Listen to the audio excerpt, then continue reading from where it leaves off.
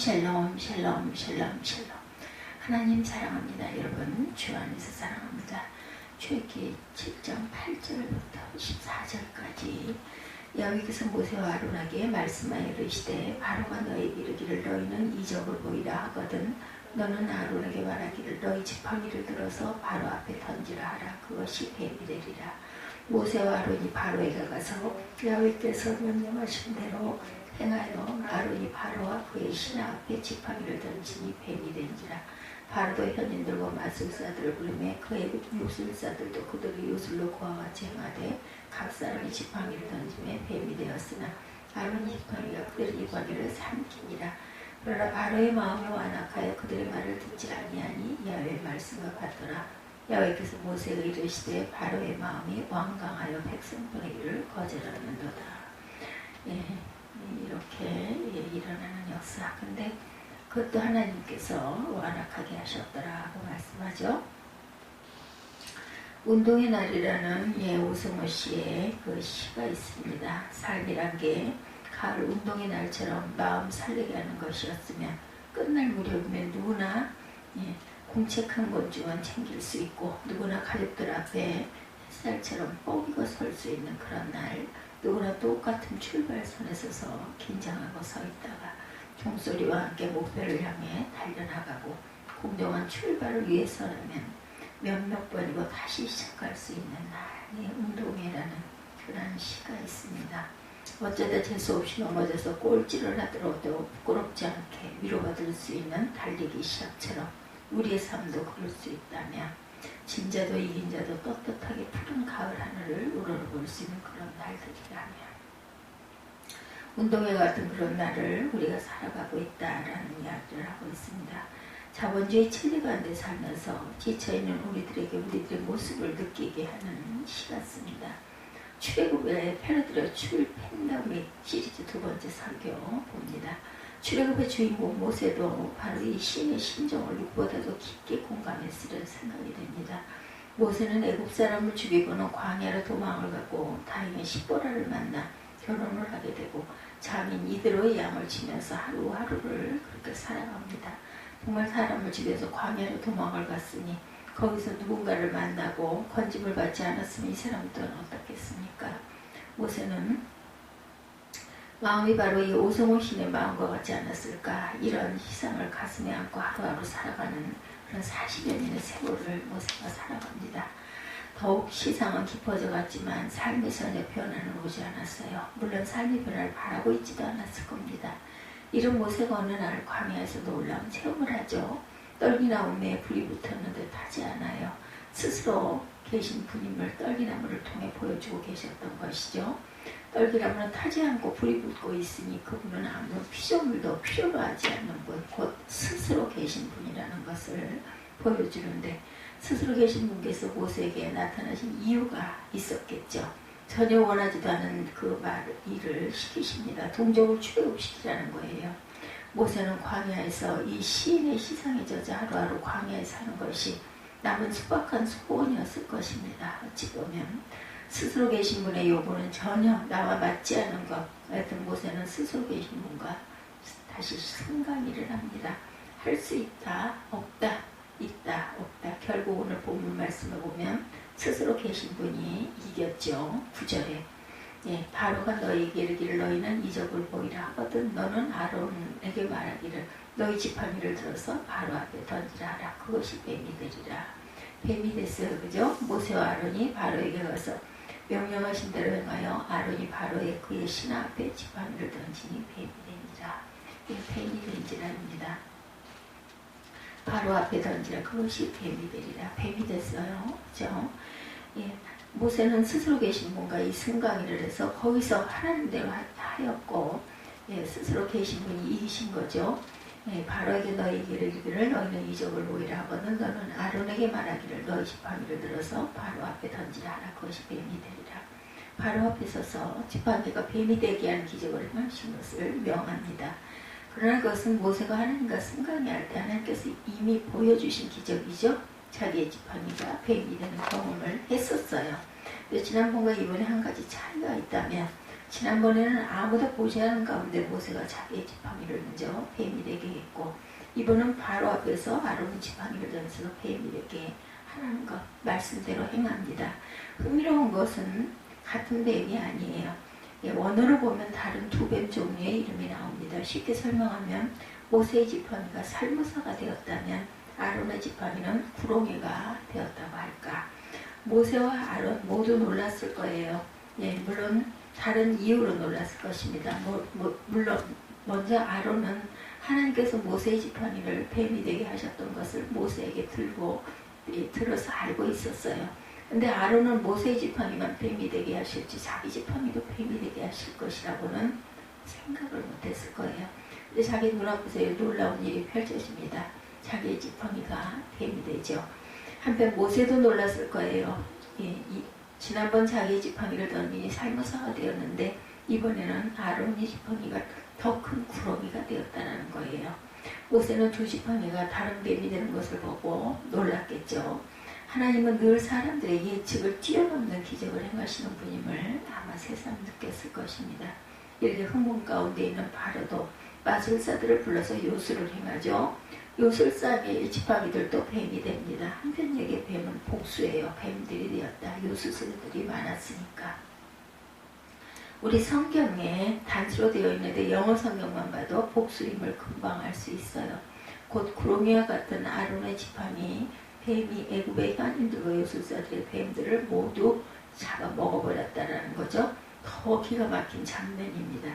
이제 모세와 아론도 어찌할 수가 없어요. 자기들의 죽은 지팡이가 산뱀, 그것도 다른 종류의 뱀이 되는 것도 신기한데 애굽의 그런 요술사가 만든 뱀들을 잡아먹어버렸으니 뱀들을 잡아먹었다는 것은 계속 끝없이 잡아먹을 수 있는 가능성을 보여주는 것입니다. 모세는 40년간 광야 생활을 통해서 자기의 삶은 이제 끝났다 이렇게 생각을 한 거예요. 이렇게 살다 나는 죽을 거야 이렇게 체념하고 살았겠죠. 자기는 40년을 광야에서 정말 썩은 사람입니다. 40년간 애굽에서 받은 교육은 사라졌고 손에 남아있는 것은 지팡이 하나뿐이었죠. 그건 모세의 손은 죽은 자의 손이었고 죽은 자와 같은 모세의 손에 지팡이만 하나 남아있었습니다. 근데 이 손에 든 지팡이를 통해서 놀라운 이적이 펼쳐진 거죠. 이 죽은 자의 지팡이가 애굽의 모든 지식인들의 지팡이를 잡아먹었어요. 애굽의 지식인들은 지난 40년간 동 그 날카로운 지식을 쌓아갔을 것이고 자신은 광야에서 썩고 있는 동안 그 사람들은 더 많은 것들을 배웠다라는 거죠. 그러나 그들이 지혜의 뱀을 잡아먹었다.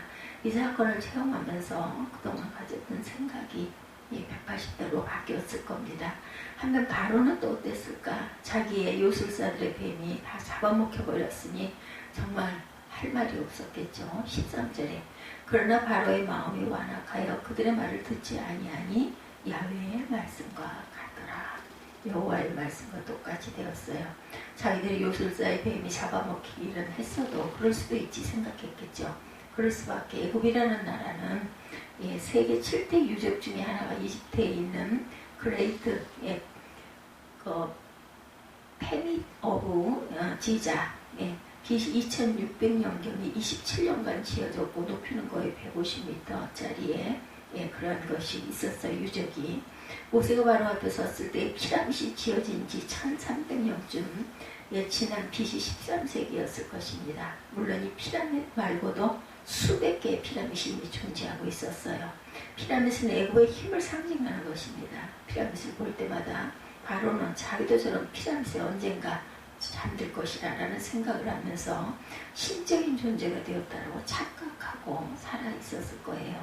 그런데 히브리인들이 하나님을 믿는 모세와 아론이 와서 지팡이로 뱀을 만들었다고 하루아침에 마음이 바뀔 리는 없습니다. 비록 40년이 흘렀어도 애굽 왕궁에 살 때 피라밋을 잘 보고 알고 있었어요. 그리고 바로가 피라밋의 영광을 얻고 이처럼 물러서지 않는 것도 알고 있었습니다. 한때 모세도 피라밋 앞에 설 때마다 그 위험에 눌리곤 했을 것이에요. 40년이 지난 지금까지도 그 위험은 모세의 머릿속에 깊이 박혀 있습니다. 근데 지팡이 사건으로 모든 것이 바뀌어버려요.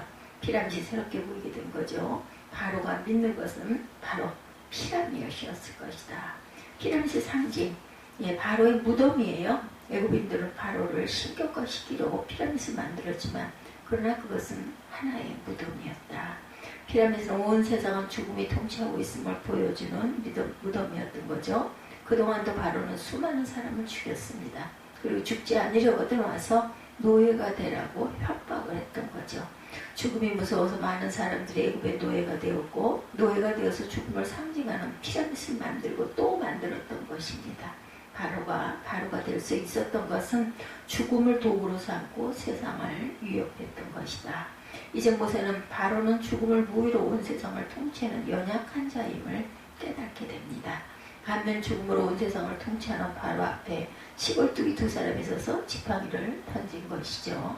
지팡이가 뱀이 되는 것을 보게 하시면서 지팡이를 쥐었던 손은 바로 하나님의 손이었음을 모세와 아론은 체험하게 된 것입니다. 예, 하나님의 손이 대신 일하신다라는 것. 우리는 눈으로 봐야 믿죠. 바로는 죽음으로 위협을 하지만 모세와 아론은 생명으로 도전을 하고 있습니다. 그렇다면 누가 이길까? 네. 출애굽은 죽음과 생명의 싸움이었던 것이에요. 출애굽기 1장에 보면 요셉을 알지 못하는 세왕이 일어나서 이스라엘 민족을 중노동시키는 이야기로 시작이 됩니다. 근데 자꾸 이스라엘 민족이 강해지니 아예 산파들에게 이스라엘인들이 아들을 낳으면 죽이라 이렇게 명령을 하죠. 죽음으로 통치하는 전형적인 모습입니다. 이 히브리 산파 시브라와 부하라는 사람은 도리어 그 명령을 어기고 남자 아기들을 살립니다. 아마 그 덕에 모세도 살았을지도 모르죠. 시브라와 부하는 생명으로 도전한 대표적인 사람들이죠. 이렇게 시작한 출애굽 이야기는 이제는 놀라운 클라맥스를 향해서 가고 있습니다. 바로 모세를 비롯한 모든 이스라엘 아이들의 죽음을 명령받게 되죠. 그러나 용감한 산파와 부모님들로 인해 죽음을 면한 모세는 자신의 죽음을 명했던 바로와 마주서게 됩니다. 이에 바로는 계속 죽음의 신을 믿고 모세와 아론을 위협해요. 모세와 아론은 스스로 있는 자이신 생명의 하나님을 믿고 바로에게 도전하기 시작하죠. 예, 저항하는 것이죠. 예, 앞으로 어떻게 펼쳐질 것인가. 당분간 출애굽의 이야기로 이렇게 우리가 계속 말씀을 펼쳐갑니다. 하나님께서는 우리에게도 이 놀라운 출애굽 이야기에 함께 동참하기를 원하고 계시죠. 21세기의 출애굽은 바로 팬데믹은 아닐까. 하나님은 이미 우리의 팬데믹을 위한 모든 구상을 마치셨을 것이고 이제 남은 것은 이야기의 주인공을 찾고 계시는데 이 드라마에서 두 종류의 주인공들이 등장을 합니다. 하나는 죽음으로 세상을 다스리는 자들, 바로와 같은 자들. 이 드라마의 두 종류의 주인공들, 예, 바로 또 하나는 시브라와 부하 그리고 모세와 아론으로 이어지는 생명으로 도전하는 그러한 자들입니다. 이들은 죽음을 무서워하는 자들이 아니라 생명을 사랑하는 자들이죠. 예, 여러분들은 어느 쪽에 서시겠습니까? 죽음으로 세상을 다스리는 자들은 언제나 쉽게 찾아볼 수가 있습니다. 애굽 이후에 계속해서 세계를 지배하는 나라들이 연이어 나타나죠. 크게 몇 나라만 보면 로마, 몽골, 대영제국 그리고 이제는 미국이 아닐까. 그런데 이 강대국들의 특징이 있어요. 모두 다 피라밋을 섬긴다라는 겁니다. 눈에 보이지 않는 자기 나라에 굴복하지 않으면 죽이겠다라는 거죠. 그래서 전쟁이 일어나고 핵무기의 위협이 있습니다. 그 죽음의 신으로 세상을 정복하고 있는 것 바로와 똑같네요. 예, 바로의 피라밋과 같습니다. 미국도 그럴까 잘 모르겠지만 현재 미국은 미국의 말을 잘 듣는 나라에만 이 백신을 공급하는 것처럼 보입니다. 이것도 죽음의 신으로 세상을 정복하고 있는 것은 아닐까. 물론 저 또한 백신의 혜택을 누리고 있었습니다. 백신 맞으라 하니까 열심히 맞았어요.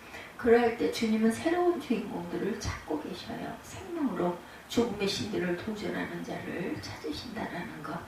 함께 팬데믹 클라이맥스까지 함께 동참해 보십시다. 이 팬데믹은 시작입니다. 누가 팬데믹의 주인공들일까? 주님의 음성을 듣는 자들이겠죠. 너희 지팡이를 들어서 바로 앞에 던지라. 던질 줄 아는 자예요. 예, 그러죠. 용감하게 순종하는 자들. 역사의 클라이맥스의 주인공이 되게 하시는 하나님. 우리들의 지팡이는 뱀이 될 것입니다. 아울러 뱀이 된 우리들의 지팡이는 죽음의 지팡이를 삼킬 것입니다. 우리들의 지팡이는 생명의 지팡이이기 때문이죠. 예, 속으로 예, 그 성경 공부들 많이 하신다 그래요. 사사기를 공부하고 있는데 참고로 보면 자료로 보는 주석책이 주석가가 다음과 같은 자신들의 어린 시절을 이야기하는 것을 소개해 봅니다. 초등학교 4학년이 되었을 때 아버지께서 새로운 제도를 도입하셨다고 그래요. 매달 5불씩 용돈을 주셨다고 합니다. 아주 놀랍고 당연히 기뻐했을 것이죠. 한 가지 조건이 있는데 11조만 드리고 나머지는 마음대로 사용할 수 있었다고 그래요. 11조를 드리고 나면 4센트 50이 남았다고 합니다. 5센트에서 11조를 드리고 나면. 근데 집 근처에 가게가 있었다고 그래요. 친구와 함께 그 돈으로 맛있는 것을 늘 사 먹곤 했다고 합니다. 두세 달 지나고 나서 친구의 엄마가 눈치를 챕니다. 아버지도 결국 용돈 제도는 사라졌다고 합니다. 이렇게 하다 보니 다 사 먹어버려가지고 4센트 50은 그에게 주어진 지팡이였는데 이를 생명의 지팡이로 사용할 수 있었는데 그렇지 못했다. 그렇지 못하는 사람들이 너무나 많죠. 거의 다 그렇게 못합니다. 아마 4센트 50은 하찮은 액수의 돈이라고 생각해서 자기 마음대로 사용했을 거예요. 적은 액수의 돈도 생명의 지팡이가 될 수 있음을 알지 못했던 거죠. 이웃의 생명을 사랑하여 그 적은 돈을 사용했더라면 어찌 됐을까. 다시 히브리 산파 이야기로 돌아갑니다. 1장 20절과 21절에 보면 하나님이 그 산파들에게 은혜를 베푸시니 그 백성은 번성하고 매우 강해지니라. 그 산파들은 하나님을 경외하였으므로 하나님이 그들의 집안을 흥왕하게 하신지라. 이렇게 말씀하고 있어요. 생명의 지팡이를 잘 사용할 때 놀라운 축복을 받았다는 것. 우리들의 손에도 작은 것들이 주어져 있습니다. 4센트 50이 들려져 있어요. 그런데 이는 생명의 지팡이는 아닐까. 생명을 사랑하는 자들의 손에도 모든 것은 생명의 지팡이가 되는 것입니다. 그리고 생명의 지팡이를 잘 사용하는 자들에게 놀라운 축복이 임하죠. 주정구신 그 과학자 투르니에게는 다음과 같이 말합니다. 삶은 아름답지만 그것은 모든 인간에게 힘든 것이고 심지어 대다수에게는 혹독하기까지 하다. 시련을 당하거나 상실에 직면하면 더욱 힘들어진다. 삶은 많은 용기를 필요로 합니다. 우리는 그 용기를 항상 지니고 하루하루를 힘차게 살아가야 되죠. 내 용기는 용기 있는 사람들과 접촉할 때 또 되살아납니다.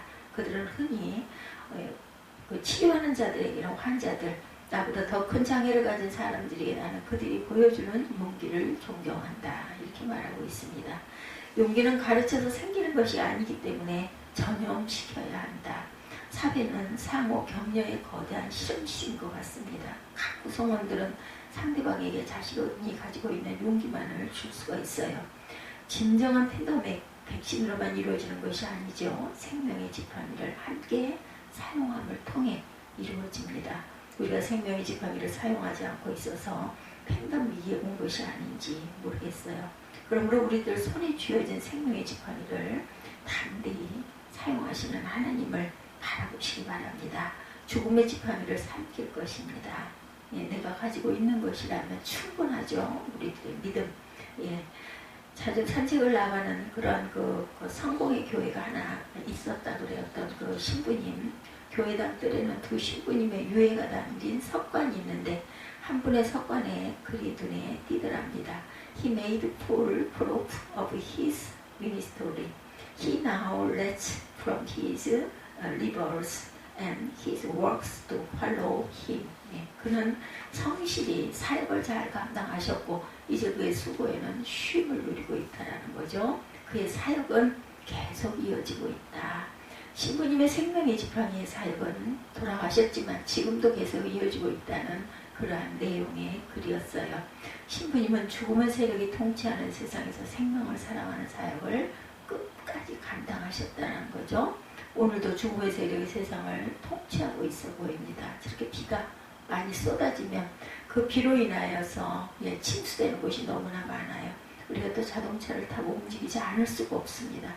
자동차를 타고 갈 때 비가 너무 많이 오면 앞이 하나도 안 보여요. 저 제밤에도 오는데 도로가 그 줄이 잘 안 보입니다. 예, 눈도 이제 좀 많이 안 좋아져서 그렇겠죠. 참 그럴 때 굉장히 불안하고 두려워요. 예, 그래도 용기를 내서 씩씩하게 빨리 가야지. 그러지 않고 거기서 어물어물하고 길이 안 보여가지고 쩔쩔매다 보면 뒤에서 어때요? 막 빵빵거리고 난리가 나죠. 그렇기 때문에 우리는 막 밀리듯이 갑니다. 결국은 내 생명을 예, 길의 그 줄, 그게 바로 생명줄이다. 이런 생각을 어젯밤에 해봤습니다.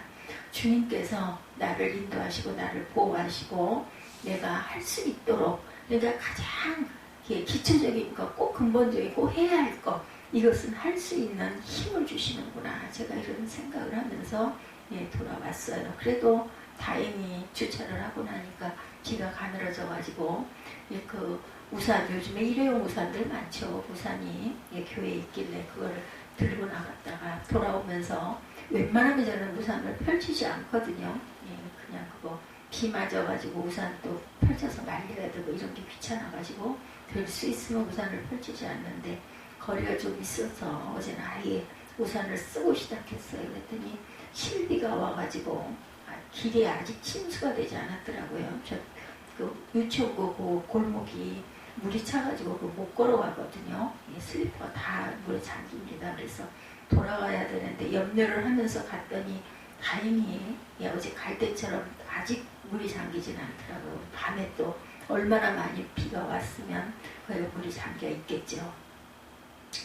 생명을 살아하시는 하나님, 생명을 살리시는 하나님이 오늘도 우리의 생명을 책임져 주시고 살리실 겁니다. 생명의 지팡이로 온 세상을 아름다운 이야기로 채워가실 것이에요. 성령은 말씀하죠. 너는 아론에게 말하기를 너희 지팡이를 들어서 바로 앞에 던지라. 그것이 뱀이 되리라. 우리가 가진 믿음을 가지고 오늘도 힘차게 하루를 생명의 지팡이를 사용하시면서 살아내시기를 주님의 이름으로 축복합니다. 출애굽기 7장 8절에서 13절, 14절까지 끊어져서 제가 14절까지 함께 읽었어요.